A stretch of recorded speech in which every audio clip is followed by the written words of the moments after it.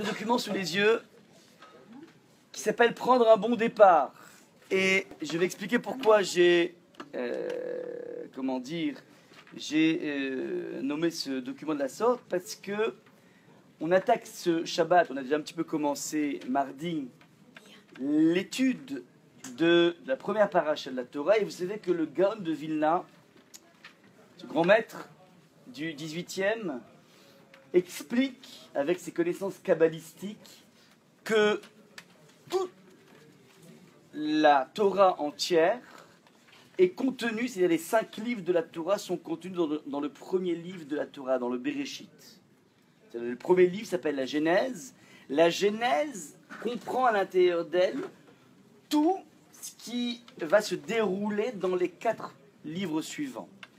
Maintenant, le système d'inclusion ne s'arrête pas là, puisque le livre de Bereshit entier, la Genèse entière, est contenu de façon condensée dans la paracha Bereshit, qui est la première paracha du livre de la Genèse. Et enfin, toute la paracha elle-même Bereshit, qui va nous parler de Adam, enfin de la création du monde, de Adam, de Ève, de la faute, de Caïn, de Hével, des générations qui vont nous amener jusqu'à Noach. Tous ces épisodes en question sont contenus, dit le Gaon de Vilna, dans le mot même Bereshit, c'est-à-dire Bereshit. Le mot Bereshit est l'ADN de toute la Torah. On peut voir dans le Bereshit, si on analyse jusqu'au bout comme savait le faire le Gaon de Vilna, on peut y voir toute la Torah dans son immensité. Alors, il y a un élève qui a entendu le Rav et lui a dit, vous voulez me dire qu'on peut trouver toute la Torah dans toutes les mitzvot, dans le terme Bereshit? Réponse du Gaon de Vilna, oui. N'importe quel élément de la Torah se trouve de façon condensée dans le terme Bereshit. Alors à ce moment-là, l'élève lui dit, mais par exemple, il existe une mitzvah dans la Torah qui s'appelle la mitzvah de Pidyon Aben, le Pidyon. C'est-à-dire au bout de 30 jours, le garçon qui a ouvert la matrice de sa maman, est censé normalement être préposé à la prêtrise, être une sorte de Kohen, le Bechor, le premier. Il est censé donc servir Hachem, et comme on a perdu ce droit depuis le Vaudor, alors on a ce qu'on appelle un processus de rachat, le Pidyon. On va avoir un Kohen dont on sait qu'il descend des Kohanim, et on va, d'une certaine façon, lui racheter notre propre enfant. Normalement, il appartient à la confrérie des Kohanim. On vient lui racheter au bout de 30 jours, on fait ce qu'on appelle le Pidyon. Maintenant, demande l'élève où est-ce que cette mitzvah très technique pourrait apparaître dans le terme Bereshit. Et c'est là que le Gaon de Vilna, sans hésiter, lui dit, mais c'est très simple. Bereshit s'écrit Bet, Resh, Aleph, Shin, Yud et Tav. Et il dit, ce sont les initiales de Bet, Ben, qui veut dire fils, Resh, Rishon, donc le fils premier, Aleph, Achare, après, Shin, Shloshim, Yud, Yipade.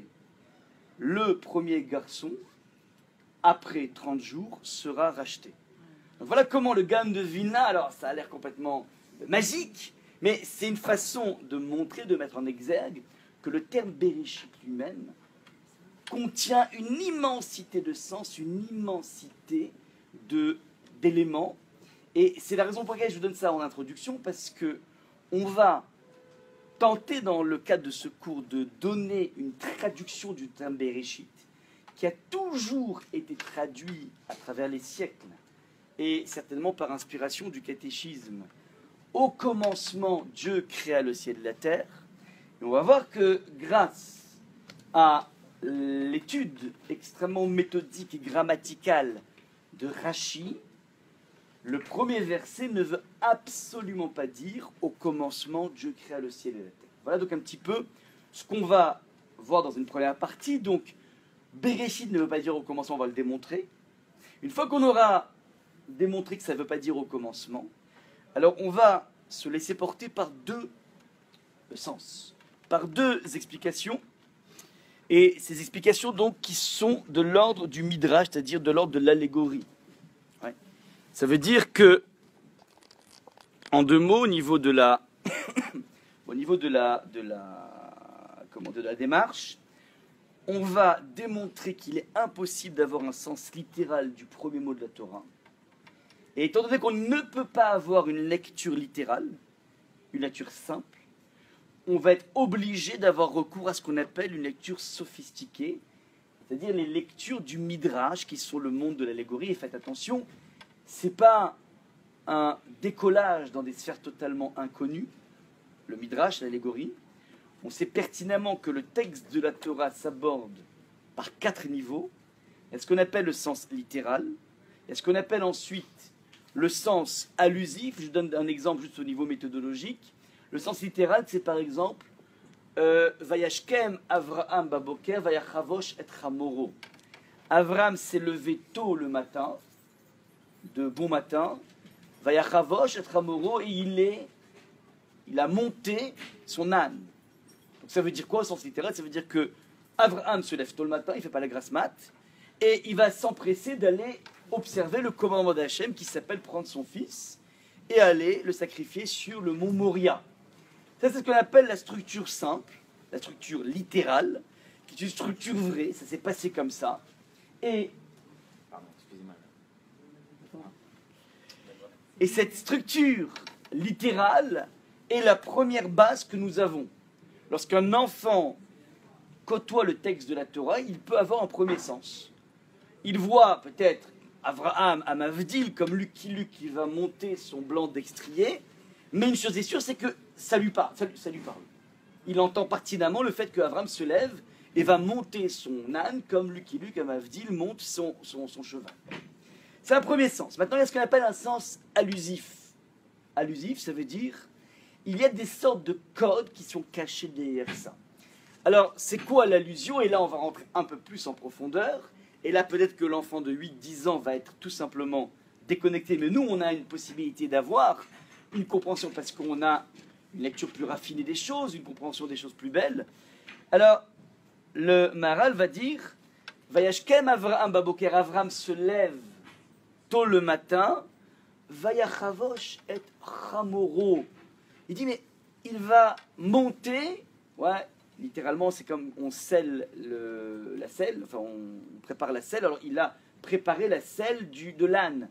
Il va monter son âne. Et il dit, mais c'est bizarre, dit Rashi, on a vu la même expression qui se trouve, et la même action qui se trouve dans le personnage de Bilam. La Torah va nous dire des siècles plus tard que ah super, merci. Vayashkem Bilam Baboker. Vayashkem Bilam Baboker. Bilam va se lever tôt le matin. Vayachavosh et atono. Et il va monter son ânesse. Donc on a à des siècles de distance pratiquement le même verset avec deux personnages différents. Tantôt c'est Avraham qui se lève tôt le matin et qui va monter son âne, et tantôt c'est Bilam qui se lève tôt le matin et qui va monter son ânesse. Mais qu'est-ce qu'on fait lorsqu'on a deux versets qui se ressemblent tellement apportés par deux personnages? Dit Rashi, il y a une sorte d'allusion ici. Il y a une allusion qui est la suivante. Lorsque tu vas voir la diligence, l'empressement de Bilam qui était un prophète des nations, qui s'apprête à se lever tôt le matin pour que Dieu préserve, maudire le peuple juif. Donc il mobilise des énergies colossales avec sa puissance de spiritualité. Il va essayer de porter atteinte au peuple juif. Au moment où tu vois ça, sache que des siècles auparavant, il y a un personnage biblique qui s'appelle Avraham, qui s'est levé tôt le matin pour aller faire non pas la contre-volonté du bon Dieu, mais la volonté du bon Dieu. Ça veut dire quoi ça? Ça veut dire que d'une certaine façon, la Torah nous renseigne sur une notion d'antidote.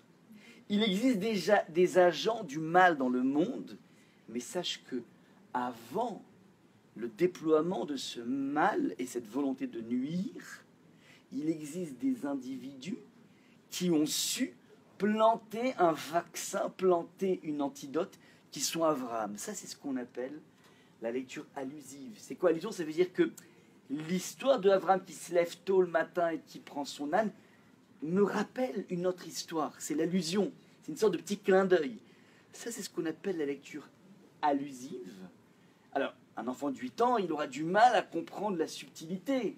Il va faire un petit peu faut avoir réfléchi, il faut avoir analysé des textes dans sa vie pour sentir quelque chose de joli ici. Oui, vous comprenez l'idée? C'est un deuxième niveau. Maintenant, il est vrai qu'Avram, au niveau charnel, il a effectivement monté son âne. Mais ça veut dire autre chose que monter son âne. Ça veut dire qu'il a préparé le terrain de l'antidote par rapport à Bilam. Ça, c'est la deuxième lecture. Il y a une troisième lecture qui s'appelle le drash. Le drash, c'est ce qu'on appelle l'allégorie. C'est quoi l'allégorie? L'allégorie, alors là, on rentre dans le monde des symboles. Un petit peu le monde de la peinture. Lorsqu'elle est symbolique. Peut-être les impressionnistes, peut-être la phase cubiste de Picasso. En tout cas, on projette des images complexes qui méritent d'être analysées. Le Maral va dire sur ce même verset, il dit que Vaya Shkem Avraham Baboker. Attention, je tombe la veste. Hein. Faites attention. Vaya Shkem Avraham Baboker. Avraham s'est levé tôt le matin. Vaya Chavosh et Hamoro. Littéralement, Vaya Chavosh, c'est marqué comme ça. Chavosh. Ouais. Il va monter son âne. Maintenant, les maîtres. Alors là, on est dans le monde de l'allégorie, donc il y a certaines lois qui nous permettent d'analyser le texte. Vayachavosh a la même onomatopée que kavosh. L'irvosh. Ouais, faites attention, c'est un chet et un chaf. Ça ne se prononce pas de la même façon. Ouais, le chet et le chaf. C'est pareil, il y a une petite nuance. Ouais, vous avez appris ça à l'ulpan. Donc au niveau onomatopéique, au niveau du son, c'est pratiquement blanc bonnet, bonnet blanc. Rares sont les personnes qui vraiment... Les Marocains, ils sont très forts. Parce qu'ils font le ha. Ouais, le ha, ouais. Inspiration, ça peut-être du Maghreb, je ne sais pas. Et le kh, ils savent bien. Mais c'est pas évident. Ouais. En général, le chet et le kaf, c'est plus complexe. Alors, si on joue sur cette onomatopée, on peut lire de façon différente le verset de Avraham. Vayashkem Avraham Baboker. Avraham s'est levé tôt le matin. Vayachavosh, l'irvosh en hébreu, c'est le kivouch. C'est quoi le kivouch? C'est la conquête d'un territoire. Au moment où un ange pousse Esther sur Aman dans un lit devant le mari d'Esther, devant Achashverosh, alors il dit, mais Agam l'irvosh et amal kabata, quoi? Tu veux en plus séduire mon épouse devant moi? L'irvosh, c'est conquérir. Tu veux conquérir. Il y a un malheur qui a faussé les choses. C'est que Aman, d'un coup, il se sent porté pour venir embrasser Esther devant son mari. Alors, le mari dit, mais qu'est-ce qui t'arrive? Le pauvre, c'est pas de sa faute, Aman, presque. Ouais. Donc, le malheur, l'ange, a organisé ça. Mais en tout cas, le mari dit, mais tu es en train de conquérir mon épouse, ouais, devant moi. Mais c'est pas possible. Ça veut dire à ce moment-là que tout va tomber chez Aman. L'irvosh, c'est conquérir. Alors, si je dis que l'irvosh, c'est conquérir, alors on va analyser le texte. Avraham se lève tôt le matin. Vayachavosh, il vient conquérir et Hamoro. Hamor, c'est l'âne, mais vient de la racine Homer, qui veut dire la matière. Avraham est dans la maîtrise de son monde pulsionnel. Ça, c'est ce que nous dit sur le personnage d'Avraham. Allez expliquer, c'est un enfant de 10 ans, il ne peut pas. Heureusement qu'on a la couche littérale. Et c'est très intéressant. Nous avons dans le même verset une couche littérale, une couche allusive, une couche allégorique, le même verset. C'est ça la suprématie de la Torah sur tous les systèmes philosophiques. Parce que tous les systèmes philosophiques, pour pouvoir véhiculer des idées profondes, sont obligés d'utiliser un jargon hyper complexe. Il faut faire un ulpan de Kant pour commencer à comprendre la critique de la raison pure. Il faut un ulpan, maman j'ai un ulpan, des trucs. Et c'est quoi l'en soi, et c'est quoi si? Je me rappelle, je devenais fou quand j'ai fait un peu de philo. C'est la folie, c'est-à-dire qu'il faut vraiment rentrer dans une sorte de nouvelle école. Ouais. C'est pas les mêmes mots. Enfin, c'est les mêmes mots en français, mais tu comprends rien. Ils t'inventent en plus les philosophes des mots complètement biscornus, alambriqués. C'est fou. Ce qui est extraordinaire, c'est les remarques que faisait le grand-père de mon épouse. Il dit le seul système philosophique, le seul système philosophique qui t'intègre dans quelque chose qui peut être compris par un enfant, c'est comme une BD. Ouais, Avraham se lève tout le matin, il va prendre son âne, c'est très simple. Mais là-dedans, il y a quelque chose d'encore plus profond. Alors faites attention. Si on prend le comparatif, on fait un mix à la fois de l'allégorie et de l'allusion. On a un personnage qui s'appelle Avraham, il va y Chavosh, et Hamoro, il maîtrise son monde pulsionnel. Mais on a plus tard un personnage qui s'appelle Bilam, qui est d'une élévation assez incroyable, l'homme le plus élevé parmi les non-juifs, l'équivalent de Moshe Rabbeinu en non-juif. Lui nous dit aussi, il s'est levé tôt le matin, Vayachavosh et Atono. Il a littéralement conquis son ânesse. Donc lui aussi, il est dans le maîtrise de la pulsion. Sauf que dit le Maharal, Avraham avait un âne et lui, une ânesse. Vous allez me dire, blanc bonnet, bonnet blanc. Ouais. Entre une Fiat 5000 et une Mini, blanc bonnet, chacun a son moyen de locomotion. Ouais, peu importe. 500, je crois, c'est Fiat 500, pardon. Ouais. Donc, pourquoi chercher une nuance? Non, une nuance essentielle. Essentielle. C'est que le rapport de domination que Avraham entretient avec sa matière, c'est un rapport Avraham avec Hamor, un âne au masculin. Et Bilam, lui, c'est un rapport masculin-féminin. Qui dit masculin-féminin dit forcément qu'il reste une certaine zone d'attrait. Il y a une attraction naturelle entre un homme et une femme. Ouais. Eh ben, lorsqu'on dit que Bilam domine la matière en laissant quand même encore une once d'attraction de cette matière, elle a encore un impact sur lui.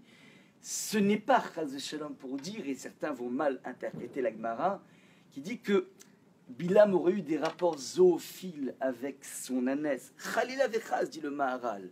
C'est pas qu'il y avait des rapports zoophiles, c'est qu'il avait gardé avec la matière encore un petit attrait qui fait que, au bout du compte, au début, il dit, mais vous me donnez tout l'or du monde, je ne transgresserai pas la parole de Dieu. Avec l'argent, on peut acheter tout le monde, même les rabbinim. Bilam, on ne peut pas l'acheter. Incorruptible. C'est Elliot Ness. C'est le Elliot Ness de la Bible. Incorruptible. Au bout du compte, il finira par craquer. Mais au début, il a une couche suffisamment forte pour résister à toute forme de tentation. Vous me donnez tout l'or du monde, je résiste. Ça, c'est ce qui se passe. Donc juste un point de méthode, lorsqu'on va parler du sens allégorique, c'est pas un sens, qui est de l'ordre du rêve. C'est un sens qui est incrusté dans le texte, mais qui laisse une ouverture vers une lecture plus profonde, voire la seule lecture possible, en l'occurrence pour Bereshit. Alors, rapidement, vous avez vous avez deux parties dans ce document. Le grand 1, le grand 2 en chiffres romains. Première des choses, une traduction littérale impossible. Ensuite, on essaiera d'expliquer quels sont les deux parmi des centaines de sens allégoriques possibles. La Torah est infinie. Oui. Vous avez dit qu'il y avait 4 niveaux de lecture. Ouais. Très juste. Vous le suivez, c'est magnifique. Il y a un quatrième qui s'appelle le Sod, le secret. Et comme je ne le connais pas, non. C'est la Kabbalah, c'est le monde du secret. Et je ne connais pas, et sachez que rares sont les personnes qui vraiment connaissent, et surtout les personnes qui vous disent qu'ils le maîtrisent, ça veut dire que c'est des charlatans. Ouais, parce que ceux qui le maîtrisent, en général, ne le disent pas. Ouais. Alors, il y avait un grand rabbin qui s'appelait Rav Ben Sion Abashaoul, qui était un grand kabbaliste, qui avait des grandes connaissances colossales, mais il n'y avait que les initiés qui savaient que Rav Ben Sion Abashaoul, qui était un grand décisionnaire de la planète, le grand copain de Rav Ovadia Yosef, il était un grand kabbaliste, mais c'était su que par une poignée. Il faisait ça en cachette. Ouais. Les gens, les vrais kabbalistes, sont des personnes qui se camouflent, qui ne montrent pas la dimension secrète des choses. Donc c'est quelque chose qui n'est pas vraiment à notre portée, le Sod, le secret, personne n'a vraiment d'accès. C'est déjà pas mal si on arrive, nous, à gravir cet Everest des 3 premiers sens, c'est déjà pas mal. Ouais. Alors, je reprends donc ce terme de Bereshit, c'est très simple. On va reprendre le verset. Bereshit bara Elokim et Hashamayim v'Haaretz. On traduit faussement par Bereshit, au commencement, Dieu crée le ciel et la terre. Pourquoi c'est faux? C'est archi faux, il faut l'enlever, il faut prendre du Tipex et faire reset dans notre tête. Parce que dit, explique Rachid de façon très facile au niveau syntaxe, au niveau de la grammaire. Bereshit est un état construit. Bereshit, ça ne veut pas dire au commencement, mais c'est le commencement de Bereshit. Ouais. Bereshit. C'est au commencement de. Au commencement de. J'attends quoi en termes d'éléments grammatical? De quoi? Donc j'attends ce qu'on appelle un nom. Au début de ma jeunesse. Ouais. Au début de mon mariage. J'attends un nom. Qu'est-ce que j'ai dans le verset de la Torah? Un verbe. Donc littéralement il est marqué dans la Torah. Au commencement de Créa Hachem, le ciel et la terre. Ça commence de façon totalement bancale. Vous voyez ce que je dis ou pas?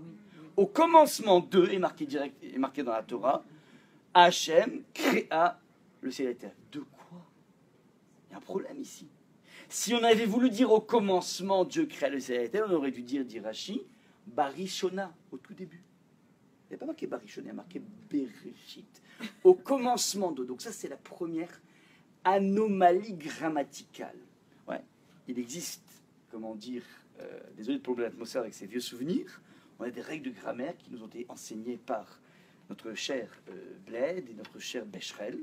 Alors il y a aussi un Becherel de la langue hébraïque qui s'appelle peut-être Ben Soussan, je ne sais pas comment il s'appelle, mais il y a des règles, on ne peut pas jouer. Et ces règles, vous les verrez appliquées dans tout l'étendue de la Bible.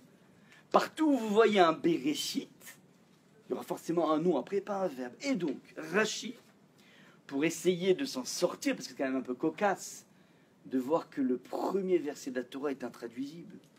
Ça commence par une erreur. Je sais pas, un prof de français aurait marqué ici, mais attends, mais c'est pas... Il a marqué 0. Il y a une copie qui commence comme ça. Au commencement, comme il est écrit dans la Torah, dans la Bible, au commencement de créa le bon Dieu, le ciel et la terre. Ça n'a aucun sens. Donc Rashi va essayer de s'en sortir avec la couche littérale, parce que Rashi, c'est le chantre de la couche littérale, et il va proposer deux lifting du verset. Je dis bien un lifting du verset. Il va dire peut-être qu'il faudrait transformer le bara en béro. Regardez ce que je vous ai marqué. On va dire Bereshit béro, donc c'est pas très catholique ça, hein, de commencer à modifier la façon dont on a appris à lire les choses. Donc au commencement, béro, qui serait un verbe bara, que l'on substantive, désolé de plomber encore l'atmosphère, ça veut dire, lorsque le verbe devient un nom, ça veut dire, bara c'est créer, on va dire, au début du fait de créer.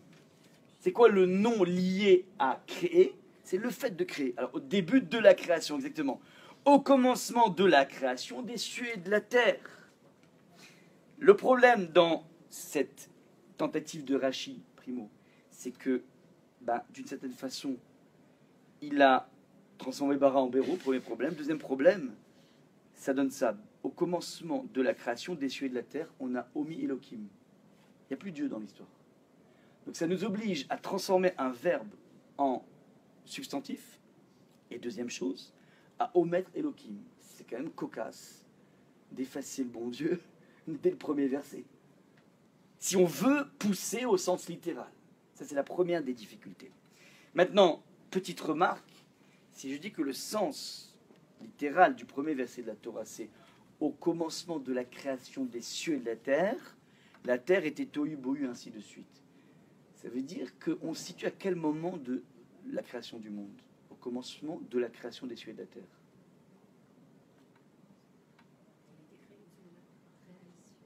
Eh bien, paradoxalement, on n'est pas du tout à l'instant t égale 0. On est à l'instant qui intéresse la Torah, qui s'appelle la création des cieux et de la terre, c'est-à-dire peut-être au moment où il a créé un homme, auquel il insuffle une dimension du ciel et terre. Parce que l'homme, il va être à la fois la matière et à la fois le ciel, la neshama. Donc il est, même avec ce sens littéral, nous ne sommes pas en but avec la science, parce qu'il est possible que le focus de la Torah n'est pas l'instant t égale 0 de la création du monde, mais l'instant t égale 0 qui nous amène à Adam, et donc il peut y avoir eu des millions et des millions d'années au préalable, il peut y avoir eu des Australopithecus africanus, des millions de choses qui sont passées avant, mais ce qui intéresse la Torah, c'est cette tranche de vie à partir de Adam, c'est-à-dire cet individu qui n'est plus un singe, cet individu qui est, un méli-mélo entre le monde de la matière et le monde de la spiritualité. Ça, c'est la première remarque par rapport à ce sens littéral. Deuxième remarque, deuxième possibilité, deuxième tentative de Rashi, on va, ce que j'appelais le lifting, là c'est le lifting, c'est bara en béro, là ce qu'on appelle, on va carrément faire une intrusion. On va rajouter quelque chose. Pardon. On va dire, c'est vrai que j'attends un nom après Bereshit, alors c'est pas grave, je vais le mettre. On va dire Bereshit Hakol, au début de tout. Au début de tout, Hachem a créé le ciel et la terre. Alors là, c'est un peu plus fluide le verset, puisqu'on n'a pas omis Elohim. Au début de tout, Hachem a créé le ciel et la terre, et on a effectivement ce fameux instant t égale 0, qui peut peut-être nous mettre en but avec, le monde de la science. C'est-à-dire, L'instant t égale 0, c'est ce qui va se passer avec Adam. Alors, ce à quoi Rashi, quand je parle de Rashi, rappelez-vous, c'est en 1040-1105. Il n'a pas connu Darwin. Il parle 8 siècles avant Darwin. Donc il n'est pas en train de répondre à Darwin. Ouais. En tant que tel, tu dis, la Torah, le mot Bereshit, ne peut pas se traduire. Et merci beaucoup, merci beaucoup. Et il te dit, si tu veux dire que Bereshit indique au commencement de tout, Hachem créa le ciel et la terre, alors tu vas être en face d'une double anomalie logique. La première est la suivante, c'est que dans le deuxième verset de la Torah, on dit la terre était tohu bohu et obscurité sur la surface de l'eau. Le souffle divin plane sur l'eau. Donc on te mentionne dès le deuxième verset de l'eau, alors qu'elle n'apparaît dans l'ordre de la création des jours qu'à partir du troisième jour. Faites bien attention. On te mentionne dès le deuxième verset de la Torah une existence d'une eau qui n'a même pas encore été créée. Ça, c'est la première question que pose Rashi au niveau logique. C'est-à-dire, comment tu peux parler, si tu veux dire vraiment que la Torah te fait un déroulé objectif, journalistique de ce qui s'est passé. Alors, tu as un problème, c'est que tu parles de l'eau avant qu'elle existe. Deuxième chose, on nous parle dans le premier verset de la Torah de Shamaïm. Shamaïm, c'est les cieux. Et nous dit Rashi que Shamaïm, c'est un mot qui est onomatopéique. C'est un mot qui dit des choses, dont le son indique quelque chose. Et quand tu entends Shamaïm, qu'est-ce que tu entends?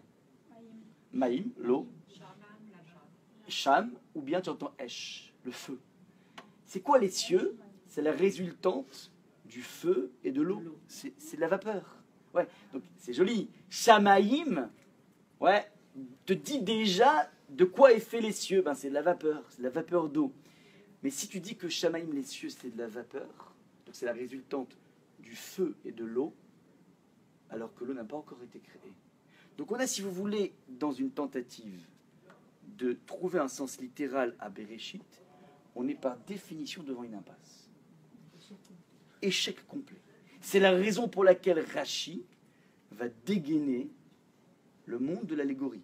Rashi le répète sans arrêt dans tout son commentaire, je ne suis venu que pour expliquer le sens littéral des choses. Ma mission dans la vie, c'est pas d'investir le monde de l'allégorie, le monde de l'allusion. J'investis le monde du sens littéral. C'est ça qui intéresse Rashi. C'est pour ça en fait que Rashi, c'est le top palmarès des commentateurs, parce qu'en fait, il nous apprend à lire la Torah telle qu'elle est écrite dans sa couche la plus simple et la plus puissante en même temps. Parce que ce n'est pas forcément les choses élaborées qui sont les choses les plus puissantes. C'est raffiné au niveau intellectuel, mais ce n'est pas forcément puissant. Ce n'est pas quelque chose qui va me chambouler. Rashi s'intéresse au chamboulement d'un individu. Et là, devant le premier verset de la Torah, le premier mot de la Torah, il plie genoux, il baisse les bras et dit En amikra azé omer el ador sheni. Ce verset ne peut s'appréhender que par la dimension de l'allégorie. Quelle est l'allégorie qui est marquée ici, nous dit Rashi? Bereshit, on va le traduire cette fois-ci, c'est ça la traduction finale de Rashi. Bereshit veut dire pour, B, pour, c'est un adverbe, pour. On le décompose en deux. B, pour. Et Réchit veut dire le début. C'est pour le début que Elohim a créé les cieux et la terre. Ça veut dire quoi pour le début? Pour le début, c'est l'allégorie de quelque chose. De quoi, dit Rashi? Lorsqu'il parcourt l'océan de la Torah, eh ben, il remarque que très souvent Réchit est utilisé pour parler d'autre chose que le début. C'est une façon de parler, par exemple, Réchit d'Arco, les prémices de ma voix, c'est-à-dire la Torah. La Torah est très souvent appelée Réchit. Une façon imagée, allégorique de parler de la Torah. Lorsque Shlomo parle, il dit voilà, les prémices de mon chemin, il appelle ça la Torah. Pour moi, la Torah, c'est le début de mon chemin. Mon premier éclaircissement, on pourrait dire, ça c'est Shlomo. Donc, si je vois que Réchit veut dire ailleurs Torah, donc ici je peux dire que c'est pour l'émergence de la Torah que Hachem a créé le monde. Réchit peut vouloir dire aussi Israël, c'est-à-dire le peuple juif.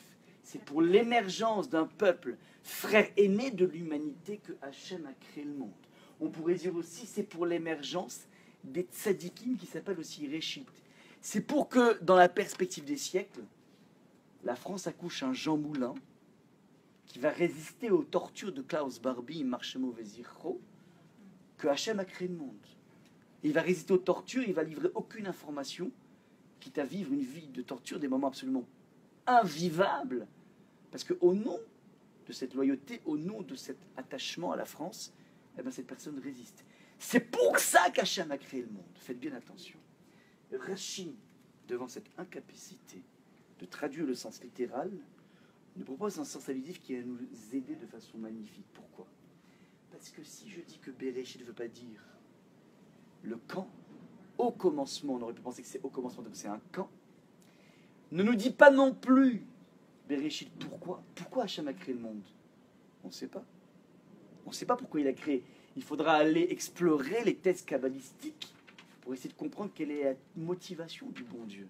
Mais là, ce n'est pas marqué dans Bereshit. Bereshit n'indique ni le quand, ni le pourquoi, ni le comment ça s'est passé, mais va indiquer le en vue de quoi. Le pourquoi, mais en deux mots. Pourquoi, c'est-à-dire en vue de quoi.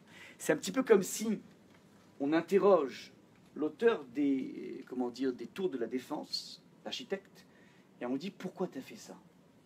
Il a deux types de réponses à donner. Le pourquoi peut dire quelle était ta motivation. Ben, très bien. Ma motivation elle est simple, va dire l'architecte. Je me suis fait un max d'argent. Je suis rentré dans l'histoire, je suis devenu un architecte célèbre. Ouais, donc ça, c'est ma motivation personnelle. Non, je t'ai pas demandé pourquoi personnel. En vue de quoi tu as fait ces tours de la Défense? Ah, en vue de quoi? Très bien, ben on va loger, on va créer ici un nouveau modèle de cité urbaine, on va abriter des... Voilà, j'ai une destination, pourquoi. Donc le pourquoi veut dire deux choses dans la vie, soit mes raisons intimes, soit en vue de quoi. Qu'est-ce que je cherche derrière ça? À part matière personnelle de m'enrichir. C'est pourquoi la Torah et le ont été créés avant la Marichon, etc. Pour placer l'horizon. En réserve pour l'homme. Exact. Mais pour lui donner une direction. En vue de quoi? Pourquoi Hachem crée le monde? C'est-à-dire, je ne sais pas pourquoi il l'a créé, mais en vue de quoi je sais. Pour faire émerger les tzadikim. Pour faire émerger un peuple juif qui doit être tellement inspirant les autres non-juifs que tout le monde a envie de se rapprocher d'Hachem. Je dis toujours que si l'image que l'on sécrète, c'est la vérité si je mens ou bien avant le grand pardon, on a tout perdu. On a tout perdu. Si l'image du feuch, c'est ça, on a tout perdu. Mais tout perdu, ouais. C'est pas ça qu'on doit distiller. On doit, être inspirant pour les gars qui disent mais c'est incroyable, mais vous pouvez nous donner des cours de Tarat Amishpacha, de la pureté familiale. On a vu comment vous arrivez à gérer vos couples, comment vous gérez votre éducation, mais ça vient d'où ça? On va dire, mais nous on sait rien, c'est le bon Dieu qui nous a dit, ok, alors moi ça m'intéresse. On doit être suffisamment inspirant, c'est ça.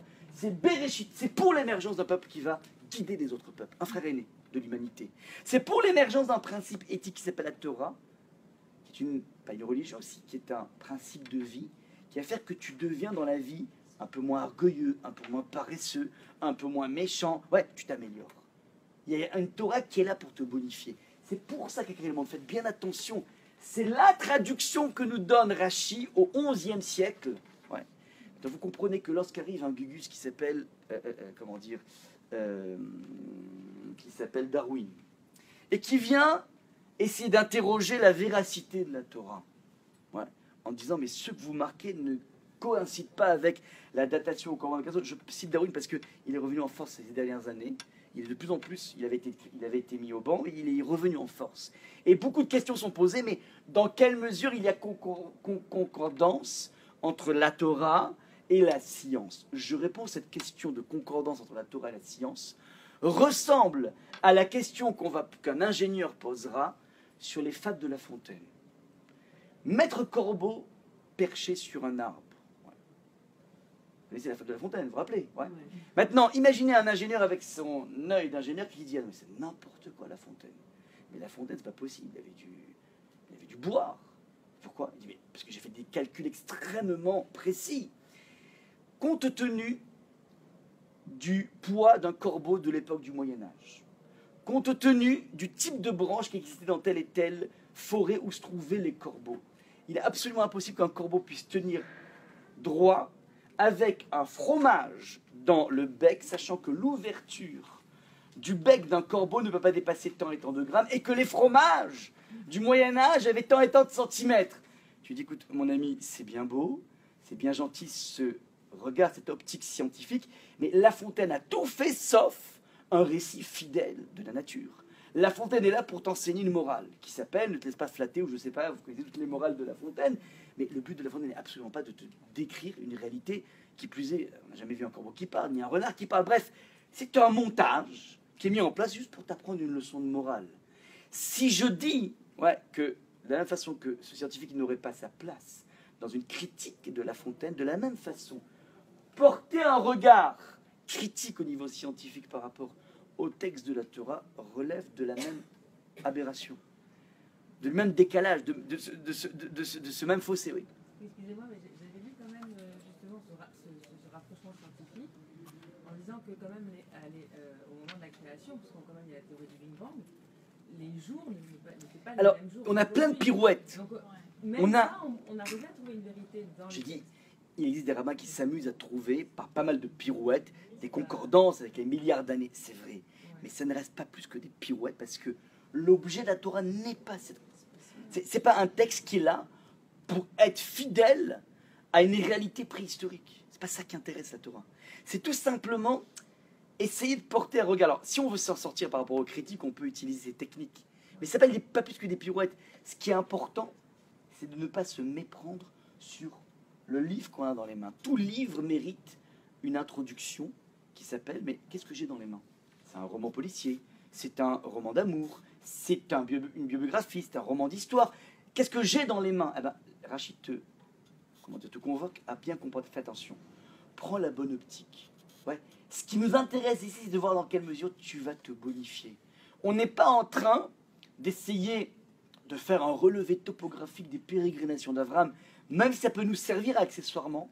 Ce qu'on va essayer de comprendre dans le périple d'Abraham, c'est pas du tourisme, c'est pas une géographie d'Israël. On peut aussi attraper ça, mais comprendre c'est la façon qu'Abraham a lorsqu'il va dans une auberge et qu'il revient au bout de 2 ans de retourner dans la même auberge. C'est ça qui veut dire Rachid. Ça veut dire il est fidèle même au supermarché dans lequel il a fait ses courses. On t'apprend une fidélité d'Abraham par rapport à un supermarché ou une boulangerie. Il y a quelque chose de grandiose là-dedans. Ce qui nous intéresse dans les pérégrinations d'Abraham, c'est ça qui nous intéresse. Il faut être obsédé par une chose en quoi, à chaque fois que j'ai un contact avec la Torah, je suis quelqu'un, alors je ne vais pas devenir Baba Sélé d'un coup, c'est vrai, mais je suis quelqu'un d'un petit peu meilleur. J'ai envie d'être quelqu'un d'un petit peu meilleur. C'est ça en fait l'enjeu essentiel. Je voudrais maintenant aborder un deuxième sens, oui. Est-ce que cette explication ne peut être donnée qu'après avoir lu toute la Torah? Comme vous aviez dit par exemple pour La Fontaine. On a lu les fables de La Fontaine, on voit qu'il y a une moralité à la fin. Est-ce que le sens de Réchit ne peut être donné qu'après avoir lu toute la Torah? Pas forcément, parce que Réchit est déjà avec une anomalie. S'il y avait marqué Barishona au début, on aurait pu rentrer dans ce ring qui s'appelle, mais au tout début, le Big Bang, peut-être qu'il n'y a pas ça. Et ça va 6000 ans, ça fait... Mais là, il n'y a pas marqué au commencement. Il y a marqué au commencement 2. Il y a une anomalie. Il y a un problème de syntaxe grossier. C'est que n'importe quelle maîtresse de CM2 mettrait ici, attends, il y a un problème là. On ne met pas après au commencement 2 un verbe, ça n'a aucun sens. Il faut mettre 0 à la copie. Maintenant, le problème, c'est que la copie, c'est Hachem qui l'a écrite. C'est un peu délicat, c'est un peu compliqué de mettre 0 à Hachem. Et donc, forcément, à Baruch Hu nous initie ici, et grâce à la lecture de Rashi, évidemment, Rashi qui vient tout décortiquer, nous montre comment il faut lire. Et surtout, c'est un message initial. Te trompe pas du livre que tu as dans les mains. Est-ce que Réchit aussi, c'est pas le mot qui est utilisé pour les Bikurim? Oui, aussi, alors le Midrash va donner une liste de choses. Rashi en a cité 3, le Midrash en amène plein d'autres. C'est pour le principe de la Hakarat Hatov que Hachem a créé le monde. Le monde est écrit que pour une chose, être capable de dire merci. Merci à son épouse, merci à son mari, merci à ses enfants, merci à ses parents. Si tu as compris ça, tu as compris le sens de la création du monde. Là, on peut faire un cours entier sur le merci. On a déjà fait d'ailleurs ici. Je propose maintenant une deuxième lecture que j'ai apprise de mon Rav. Qui est encore plus sophistiquée, qui est encore plus, comment dire, incroyable. Regardez. Vous avez donc ici ce que j'ai appelé, regardez donc dans l'encadrement, dans le grand 2, petit 2, la création du shit. Regardez. Tala de Rabbi Ishmael, la maison du Rabbi Ishmael, c'est un maître de la Mishnah, on est au 1er, 2e siècle. Bereshit, le terme Bereshit. Altikre Bereshit, ne lis pas Bereshit, mais décompose-le. Barachit. Barachit. Bara, shit, plus loin. Ok? En deux temps. Hachem a créé le shit. Alors, ne vous méprenez pas. Ouais, c'est pas la même acception qu'aujourd'hui. De quoi s'agit-il? Regardez dans le Shirachirim, dans une description que l'on pourrait qualifier d'un petit peu chaude. C'est la description de fiancé qui voit sa fiancée qui dit la chose suivante: Mayafou Ma'ir Banéalim Bat Nadiv, que tes pas sont ravissants dans tes brodequins, filles de noble race. Faites attention. Les contours de tes hanches sont comme des colliers, œuvre d'une main d'artiste. C'est cette phrase qu'on va analyser qui est en stabilo jaune. Les contours de tes hanches sont comme des colliers, œuvre d'une main d'artiste. Ça veut dire, a priori, dans la couche littérale, le fiancé est émerveillé du contour de sa fiancée. Et il dit, ça c'est pas possible, c'est un De Vinci, c'est Léonard de Vinci qui a fait ça, c'est du Michel-Ange, pas possible, c'est trop parfait. Maintenant, le Midrash, vous savez très bien que le Shirachirim n'est qu'une allégorie, les fiancés, en fait c'est l'amour du peuple juif vis-à-vis de son créateur, ou bien l'amour du peuple juif vis-à-vis de la Torah, bref, c'est une image, une allégorie. Et là, la Gemara dans Souka, page 49, va traduire, c'est quoi ces histoires de contours de hanches? C'est évident qu'on n'est pas dans la dimension purement charnelle, il y a autre chose qui se cache ici. Les contours de tes hanches, ce sont les évacuations. Ce sont des canaux d'évacuation, comme des colliers qui glissent et descendent jusqu'à l'abîme. Œuvre d'une main d'artiste, c'est révélateur de l'art du créateur. Alors, j'aurais dû mettre avec un grand C créateur, excusez-moi, une erreur, grand C. Donc, je vous explique de quoi il s'agit, c'est quoi les évacuations. Il y avait dans le Beth Amikdash, dans le temple, un keli, un ustensile qui s'appelait le misbéar, l'autel. Sur l'autel, on faisait tous les sacrifices que vous voyez, toutes les l'hémoglobine que vous voyez dans le texte de la Torah. Ouais, c'était un autel dans lequel on fait des sacrifices. On fait aussi on fait des odeurs, enfin comment dire, on fait brûler des encens. Merci. Un peu fatigué. Alors, ces encens en question, ouais, donc ces sacrifices étaient placés sur le misbéar. Et dans ce misbéar, on faisait aussi des libations. On faisait couler du vin et à Sukkot de l'eau et du vin. Maintenant, vous imaginez, lorsque vous mettez du liquide sur une surface plane, au bout d'un moment, elle se remplit, elle est une corniche, mais elle se remplit. Il y avait donc des canaux d'évacuation. Ouais. Des canaux qui permettaient, quand on enlevait le bouchon, de faire tomber tous ces liquides de vin et d'eau. Maintenant, ça c'est ce qui était la construction technique du misbéar, de l'autel. Et vient nous dire ici, le Midrash de Shirachirim, que ces fameux contours de hanches sont en fait ces canaux d'évacuation, cette plomberie qui était mise dans l'autel et qui permettait d'évacuer tous les liquides, l'eau et le vin. Mais maintenant, faites bien attention, jusqu'à où on évacue, nous précise le texte, jusqu'à l'abîme. Et ça, on pourrait se dire, bon, peu importe, jusqu'à la mer si tu veux, jusqu'au premier, tout à l'égout. Le texte a besoin de dire, tu sais quoi, c'est quelque chose qui tombait jusqu'au centre du monde, c'est-à-dire l'abîme. Et deuxième précision, c'est que c'est l'œuvre d'une main d'artiste, ça veut dire cette plomberie, ouais, ça, il n'y a que le bon Dieu qui peut faire un truc pareil. Et faites bien attention, c'est ça ce qu'on appelle barachit. Hachem a créé le shit, c'est quoi le shit? Ce sont ces canaux d'évacuation. Et c'est ça le message essentiel à attraper de la création du monde. C'est qu'Akadosh Baruch Hu est un artiste incomparable dans sa faculté à créer des canaux d'évacuation. C'est ça qui est marqué ici. Voilà la traduction des choses. Donc je répète, le Rabbi Ishmael va te dire, ne lis pas Bereshit mais décompose le Barachit. Il a créé le shit. Et c'est ça en fait le génie de la création, l'innovation de la création. La création, c'est quoi? C'est la création des canaux d'évacuation. Et ça, c'est un truc impossible à faire. Il n'y a que le bon Dieu qui peut faire un truc pareil. Alors, évidemment, on a deux questions à poser. Tellement compliqué la plomberie. Tellement compliqué. Betzalel aurait pu très bien faire cette plomberie. Il n'y a pas besoin du bon Dieu pour ça, primo. Secondo, pourquoi c'est ça le message de Bereshit? Tu dois retenir quelque chose. Le premier message qu'on te transmet dans la Torah, c'est Bereshit. Voilà, c'est ça qu'il faut comprendre. Ça, c'est la complexité de ce midrash. On va essayer d'expliquer de la façon suivante. Quelque chose qui va vers le ciel. Pourquoi quelque chose qui va vers le ciel? Qui s'enfuit. s'enfuit et qui est parce que irrattrapable. Ouais. Le théum, c'est fin de non-retour. Ouais. C'est l'Apocalypse. Ouais. On va travailler sur ce réchit, regardez. Kohelet, Shlomo Ameler nous dit la chose suivante. Tov, achari davar, mi reshito. La fin d'une entreprise est préférable à son début. On le lit de façon générale en disant la fin est toujours mieux que le début. Mais on peut le lire de façon différente. Tov achari davar mi reshito. La fin d'une chose est bien, mereshito, par son début.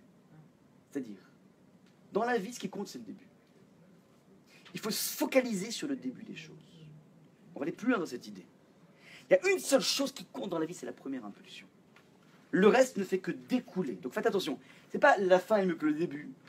Le bac, c'est mieux que le CP. Pas ça. C'est le bac, c'est bien que si le CP, c'était top. Je ne suis pas en train de dire qu'on ne peut pas rattraper la chose, mais en tout cas, c'est la force d'impulsion qui compte au début. Voilà la source. La source est l'instant premier. Ce qui compte dans la vie, c'est être focalisé sur l'instant premier. Je vous donne c'est la première idée que je vous véhicule. Deuxième chose. Vous étiez certainement à Simchat Torah à la Shul. Et à la Shul, vous savez qu'on a l'habitude donc de lire la dernière paracha de la Torah, Vezot Aberacha, qui sont les derniers mots que Moshe va, avant de mourir, va transmettre à son peuple, qui sont des mots à la fois d'encouragement, de reproche, de recadrage. Ouais, donc c'est le dernier message. Le dernier contact qu'on a avec le plus grand des prophètes, Moshe, c'est Vezot Aberacha. Et après, je ne sais pas si vous avez vu, on sort un deuxième Sefer Torah, et on lit le début de Bereshit. Bon. Alors, pour l'idée on ne s'arrête jamais dans la Torah, ouais, on ne s'arrête jamais. Maintenant, c'est intéressant au niveau à l'arrêt d'une petite remarque, lorsqu'on sort deux Sifrei Torah comme à Rosh Chodesh, par exemple, on sort deux Sifrei Torah, pour éviter d'avoir à chercher les passages, donc c'est plus pratique, entre deux Sifrei Torah, on doit faire un Kaddish. Et la seule fois où on ne fait pas un Kaddish pour marquer la coupure entre deux Sifrei Torah, la seule fois où on ne fait pas de ce Kaddish, c'est un Sibra Torah, ça veut dire qu'on fait Vezot Beracha et dans la foulée Bereshit. Même si on a changé de Sefer Torah, on fait Bereshit. Et la raison à cela, il faut la lire de la façon suivante, pas que dans la continuité, mais l'idée la suivante, c'est que on vient de finir toute la Torah. Les 5 livres, on les a lus, on les a étudiés, on a compris les messages. On vient d'assister à la dernière conférence de Moshe Rabbeinu. Il nous a tout donné. Maintenant, tout ce vécu du peuple juif, vécu idéologique, vécu sentimental, vécu physique, vécu ça, tout ça débouche sur quoi? Sur un point, Bereshit. Tout ça, c'est juste pour pouvoir appréhender ton présent. Nous passons notre vie dans une réinitialisation. C'est ça que ça veut dire le texte. Ça veut dire qu'il y a une focalisation dans la Torah sur le terme Bereshit, parce que le terme Bereshit indique le début et c'est là que tout se joue. C'est un petit peu la génétique de la vie, de ta vie. Tout est dans l'instant présent. Tout se passe comme si notre passé n'est là que pour justifier l'instant présent. Et dès que dans la vie, je vous ai marqué, comment dire, je ne vais pas marquer cette phrase, mais il existe une halakha que du point de vue si, une personne est veuve, alors on dit que même s'il est âgé, eh ben, il faut qu'il se remarie. On dit que, le travail ne s'arrête jamais. Tant que tu as une possibilité de créer quelque chose, tu dois créer quelque chose. Donc il y a une halakha comme ça qu'on apprend dans la Gemara. C'est-à-dire que la vie dans le monde juif n'est jamais dans une contemplation d'un résultat. Elle est en permanence dans une redéfinition de l'instant. Je vous ai marqué ici dans le texte une lecture chassidique de Bereshit bar Elokim. Cette lecture se fait de la façon suivante. Bereshit au commencement de créa Hachem, et on pourrait mettre une virgule à Bereshit. Bereshit, c'est le début que Hachem a créé. La seule chose que Hachem a créé, c'est un début. C'est la force initiatique, c'est tout. Et après, tout le reste de la vie découle. Et donc, on a, nous, un devoir de se focaliser sur le monde du début. Je même ici, encore dans ces références, Rabbi Yaakov déclare. Vous connaissez certainement cette référence, mais on l'a très souvent mal comprise. Ce monde ressemble à Olam Azé Domé les prosdor bifne Olam Abba. Le monde ressemble à un vestibule face au monde à venir. Donc on compare le monde-ci et le monde à venir comme un vestibule. Et très souvent, les gens disent ça veut dire que c'est pas important ce qui se passe ici. Ce qui compte, c'est là-bas. Ouais. L'hôtel 5 étoiles, c'est là-bas, c'est pas ici qu'il faut l'avoir. Ça, c'est la lecture classique, mais on peut le lire de façon plus subtile. Dire que le monde ici ressemble à un vestibule, c'est le point où tu es en train d'entrer. Le vestibule, c'est la surface, l'endroit qui te permet de rentrer dans la maison. Ça veut dire, ce monde-ci doit être vu comme étant un monde dans lequel je suis en train de rentrer quelque part. Dans une dynamique permanente. C'est un monde de vestibule. On n'est jamais à l'intérieur de la maison. Quand tu arrives à la maison, tu te poses. Le monde dans lequel nous sommes, le Béréchit, c'est un monde dans lequel tu ne te poses jamais. Tu es en permanence en train de te redéfinir. C'est ça le génie du Béréchit. Maintenant, quel rapport avec les évacuations? Dans les littératures thoraïques, le vin et l'eau sont les deux associés à des idées de joie. Mais deux types de joie. Le vin est ce que l'on prend, et c'est intéressant, je vous ai amené ici un Shulchan Aruch Amar Rabbi Chanin, l'onivrayayin el anelechem avelim. Vous savez que ce maître de la Gemara va dire que le vin est écrit que pour une chose, c'est pour aller consoler les endeuillés pendant les 7 jours. Alors, il y en a qui ne boivent pas de vin, il y en a qui boivent vraiment du vin. Et le Shulchan Aruch ramène qu'il existe des endroits dans lesquels on a l'habitude d'abreuver de vin et de viande les endeuillés. C'est quoi l'idée? Un endeuillé se pose des tonnes de questions. Pourquoi la personne est partie? Pourquoi si tôt? Pourquoi j'ai pas assez profité? Pourquoi j'étais tellement arrogant? Pourquoi? Et il est dans une tristesse infinie. Le goût à la vie lui échappe. Et avelut en hébreu vient de la racine aval, qui veut dire mais. Ça veut dire pourquoi je continue à vivre? Pourquoi c'est moi? Pourquoi là c'est la personne qui est partie et pas moi? Et pourquoi? Tu sais quoi? Il y a des millions de questions. Mais on continue la vie. On réamorce. Et des fois, pour réamorcer la vie, on n'a pas la force. On n'a pas les nerfs de. Alors, on met ce qu'on appelle un petit peu d'amphétamine. Le vin aura raison de notre état d'âme. Le vin est un starter de joie. C'est une sorte de procédé artificiel pour nous obliger à embrayer une joie. Évidemment, il faut se prendre avec parcimonie, parce que sinon ça peut être dangereux, on peut rentrer dans une beuverie. Mais le vin a cette vertu d'enclencher quelque chose. C'est le starter lorsque le moteur a du mal à démarrer en hiver, eh ben, il y a ce qu'on appelle un starter. Eh ben, le starter de la joie dans la vie, c'est le vin. L'eau, c'est autre chose. L'eau, c'est pas la joie effervescente, c'est la joie profonde. Lorsqu'on a soif dans la vie, il n'y a rien de plus bon qu'un verre d'eau. J'étais une fois, à l'âge de 17 ans, j'étais dans un voyage au MAF en Israël pour découvrir Israël. Et on avait fait Tisha B'Av. Moi, je m'étais promené comme un fou sur les murailles de Jérusalem pendant Tisha B'Av, ouais, en plein cagnard. On avait fait ensuite Masada, on a fait une série de choses, je n'ai pas suffisamment bu. J'ai fait une déshydratation, je me rappelle, et j'étais pris à Ezra Mitzion, je ne sais pas où. Je me rappelle, ils m'ont mis 2 ou 3 litres Et je me rappelle le premier verre d'eau que j'ai pris. Ouais, j'étais passé par toutes les stades de déshydratation. J'ai fait un shakol, le plus beau shakol de ma vie. Ouais, l'eau, le coca, il est fade à côté de l'eau quand on est déshydraté. Il existe dans la vie un besoin d'un individu d'avoir à la fois des joies qui s'appellent la sérénité et des joies qui sont du domaine de l'excitation. Et sans ça, la vie n'a pas de goût. Maintenant, regardez ce que je vous ai amené d'un psychologue. Le bonheur est comme la beauté. Une partie de sa gloire réside dans son caractère éphémère. C'est souvent profond mais bref. Comme l'aurait dit Frost, Frank Kermode écrivit « Il semble qu'il y ait une sorte de fatalité dans la structure de la vie. Définir le bonheur, c'est comprendre que le monde disparaît de nous, qu'il s'égrène, que les fleurs se fanent, et que ceux qui nous sont chers s'éteignent. » Cette description est très jolie. On a au moins 3000 ans d'avance. C'est ça en fait l'idée des évacuations. Le monde de l'excitation, le monde de la joie, est un monde qui est fugace. Combien de fois dans la vie on atteint un nirvana mais qui dure tellement peu de temps? Tellement peu de temps. Pourquoi au détour d'un regard, au détour d'une remarque, tout s'effondre? On met tellement de temps à construire dans la vie un bonheur, et il est tellement fragile comme un vase de cristal. Pourquoi ça? Pourquoi on n'arrive pas à être en état de bonheur? Est-ce que vous connaissez des gens qui, 15 jours après Simchat Torah, sont comme ça, ravis? Qu'est-ce qui se passe? Je sais pas, il y a 15 jours, on a dansé avec la Torah. Ouais. Vous avez vu les moments de joie d'un mariage, d'une bar mitzvah? À quel point les choses peuvent... Hein? Complication du traiteur, je t'en prie, ça va. Ouais. T'es pas planté, hein? Le truc, c'était pas sympa. Ouais. Tu fais la bar mitzvah super, le mariage super, tu montes en phase de négociation, d'un coup, ça te ramène à la réalité de la vie. Mais pourquoi? J'étais dans un nirvana incroyable, la famille réunie, les femmes. Pourquoi les choses sont tellement fugaces? Ça, c'est la structure du bonheur. On pourrait, avec cette prise de conscience, virer en déprime. Réponse de la Torah. Non, t'as pas compris. On n'est pas là pour engranger les choses. On est là pour se redéfinir chaque instant.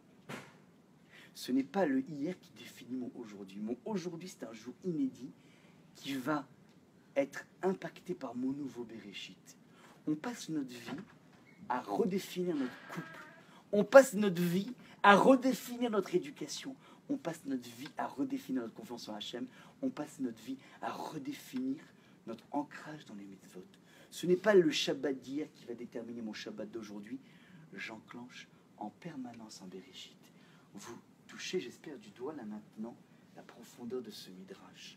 Altikre Bereshit et la Barashit. Hachem te renseigne dès le premier mot de la Torah que le monde de l'excitation, le monde de la sérénité est quelque chose qui va s'évacuer dans le théum, dans l'abîme. Il ne revient pas. Ça veut dire quoi? Je vais être déprimé toute la vie? Non. Je le recrée à chaque instant. C'est un message d'espoir, c'est pas un message de déprime. Le Bereshit est là pour te dire, et c'est ça en fait le génie, il n'y a que Hachem qui peut créer une telle chose. La structure même du monde est un monde d'un dynamisme incroyable, peut-être même impitoyable. Mais c'est ça en fait la structure même du Bereshit. C'est ce Bereshit qui nous permet de se redéfinir en permanence et donc d'être toujours des personnes d'une jeunesse, d'une candeur absolument incroyable. Il est vrai que l'étude de la Torah amène beaucoup de cette candeur, donne beaucoup de cette faculté de rebondir en permanence, mais on peut faire dans toute la vie. Je dois chaque jour mériter mon épouse, mériter mon mari. Je dois chaque jour être à la hauteur des enfants qu'Hachem m'a donnés. Et c'est une dynamique qui me permet de vivre le Bereshit tel que Akadosh Baruch Hu l'a mis en place. Cette impulsion permanente, je m'arrête là pour laisser la place aux questions. Parce que je viens comprendre, l'évacuation vers les abîmes, Ouais. c'est de l'obscurité sur la lumière. Abîme, Bereshit, lumière, c'est-à-dire se redéfinir à partir de... Alors peut-être qu'après il y a une lumière qui jaillit. Possible. Ouais, ouais. Il faut faire rejet, ouais. Mais en tout cas, ce qui est dans l'abîme ne reviendra plus. Il faut une nouvelle création. En tout cas, c'est pas de l'abîme. Je ne récupérerai pas la joie d'hier. On peut construire aussi son avenir à partir de l'abîme. On peut à partir, ouais. Donc, Ça veut dire, que ça ne il faut un jaillissement. Il faudra faire un jet, exactement. Une yéyor. une étincelle de... Voilà. Vers Rocher Apénéthéum, Vayomer Hachem Yéyor. Effectivement, on peut lire de la façon suivante. Une fois qu'on a atteint l'abîme, très juste, on pourrait faire cette filiation. Une fois qu'on a atteint cet abîme, comment? C'est plus optimiste de penser comme elle. Mais j'ai pas l'impression d'avoir été pessimiste. Non, pas du tout.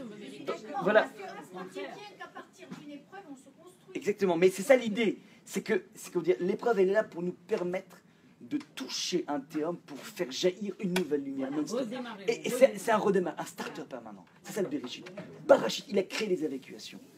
Et c'est la structure même du monde. Tu peux plus déprimer quand c'est comme ça la structure du monde. Parce que tu sais pertinemment que l'état de nirvana est un état qui est par définition stationnaire, à moins qu'on utilise des LSD ou je ne sais quoi, mais ça va être un état éternel, mais pas du son vivant, on va dire, quoi. Ouais. Le See the Sky with Diamond, ouais. Mais c'est ça l'idée. Et tout le monde recherche ça. Tout le monde est à la recherche d'éviter ce théum, d'éviter l'évacuation de cette sérénité ou de cette excitation de la vie.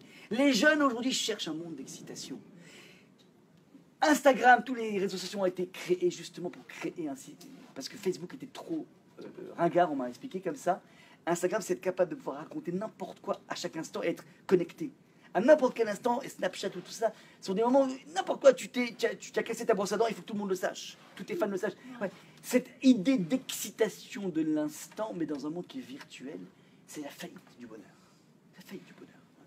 C'est la faillite du bonheur parce que c'est quelque chose qui n'est totalement pas construit. Tu es en permanence perforé par un monde totalement virtuel qui n'est pas ton monde. C'est ça l'idée dont on parle ici. Akadosh Baruch Hu nous renseigne des Bereshit, c'est ça la génialité de ces maîtres du Midrash qui vont dire Bereshit, parce que ton Bereshit, on ne peut pas le traduire. Alors tu vas être obligé de trouver quelque chose, alors tu le décomposes, Barashit, et tu trouves quelque chose de complètement merveilleux, un sens tout à fait incroyable. Vous comprenez que ça ne fait pas le poids avec conformité avec la science. On s'en fiche totalement. On s'en fiche totalement de la science par rapport à ça. C'est pas ça l'enjeu. On investit ici des informations tellement essentielles pour l'existence d'un individu que confronter l'existence, ce n'est qu'une... C'est une blague. Comment? C'est ce qu'on appelle lecture juive. Rachid nous donne la lecture juive. Pas Rachid, donc je donnais deux. On a fait deux sens aujourd'hui. Barachit pour l'émergence du Réchit, de la Torah, d'Israël, des Tzadikim. Hachem a créé le monde, c'est une première lecture, beaucoup plus sophistiquée encore. On a développé Barachit, je m'arrête là, que je pourrais créer ce principe des évacuations qui vont te permettre d'engager une vie dans laquelle tu te redéfinis en permanence. Redéfinis en permanence. Chaque jour est un jour tout à fait nouveau, tout à fait inédit. Ouais. Tu peux sourire à la vie chaque jour. Dans la morosité de Paris, tu peux tous les jours sourire de façon tout à fait différente à la vie. Merci. Merci, Rav. Ah, tu la gardes? Oui ou pas? Ah, d'accord. Il a des... Ah, il en restait quand même. Je vous ai donné aussi des petits papiers. Vous avez pu... Impeccable. Merci beaucoup. Voilà. C'est de la... Merci.